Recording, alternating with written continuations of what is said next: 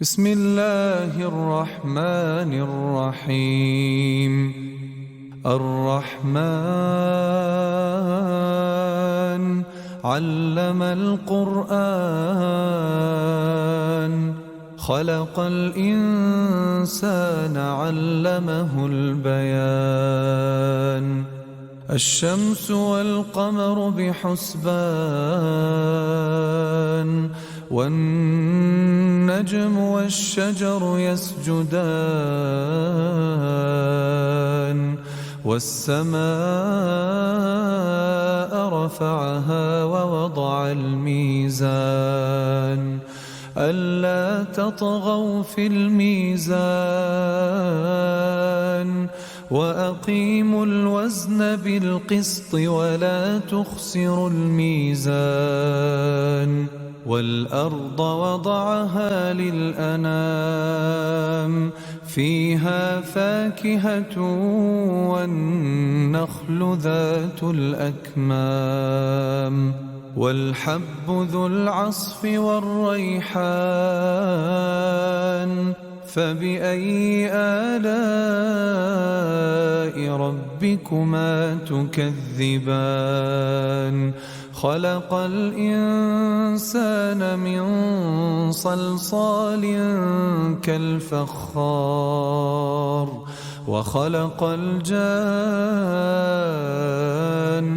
من مارج من نار. فبأي آلاء ربكما تكذبان؟ رب المشرقين ورب المغربين. فبأي آلاء ربكما تكذبان؟ مرج البحرين يلتقيان، بينهما برزخ لا يبغيان. فبأي آلاء ربكما تكذبان؟ يخرج منهما اللؤلؤ والمرجان. فبأي آلاء ربكما تكذبان؟ وله الجوار المنشآت في البحر كالأعلام. فبأي آلاء ربكما تكذبان؟ كل من عليها فان، ويبقى وجه ربك ذو الجلال والإكرام. فبأي آلاء ربكما تكذبان؟ يسأله من في السماوات والأرض كل يوم هو في شأن. فبأي آلاء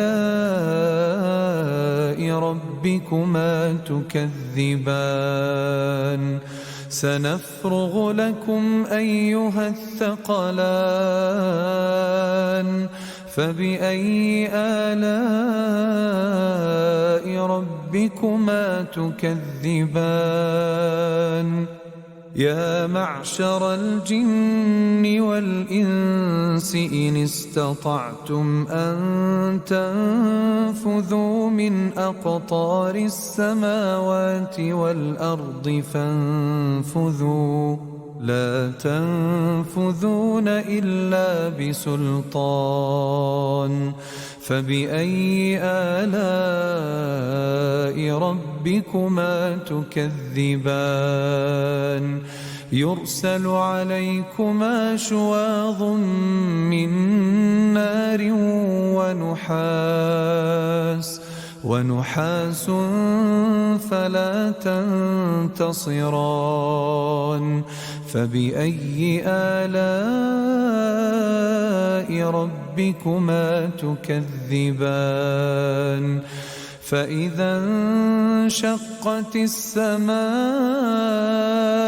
فكانت وردة كالدهان فبأي آلاء ربكما تكذبان فيومئذ لا يسأل عن ذنبه إنس ولا جان فبأي آلاء ربكما تكذبان يعرف المجرمون بسيماهم فيؤخذ بالنواصي والأقدام فبأي آلاء ربكما تكذبان هذه جهنم التي يكذب بها المجرمون يطوفون بينها وبين حميم آن فبأي آلاء ربكما تكذبان ولمن خاف مقام ربه جنتان فبأي آلاء ربكما تكذبان ذواتا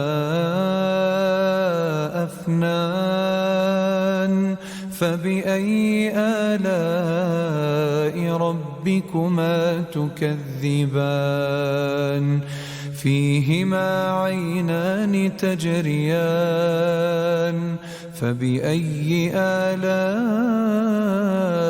ربكما تكذبان فيهما من كل فاكهة زوجان فبأي آلاء ربكما تكذبان متكئين على فرش بطائنها من استبرق وجنى الجنتين دان فبأي آلاء ربكما تكذبان فيهن قاصرات الطرف لم يطمثهن إنس قبلهم ولا جان فبأي آلاء ربكما تكذبان كأنهن الياقوت والمرجان فبأي آلاء ربكما تكذبان هل جزاء الإحسان إلا الإحسان فبأي آلاء ربكما تكذبان ومن دونهما جنتان فبأي آلاء ربكما تكذبان مدهامتان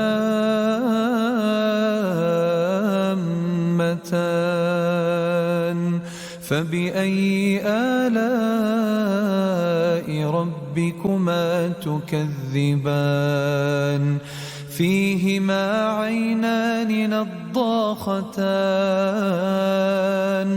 فبأي آلاء ربكما تكذبان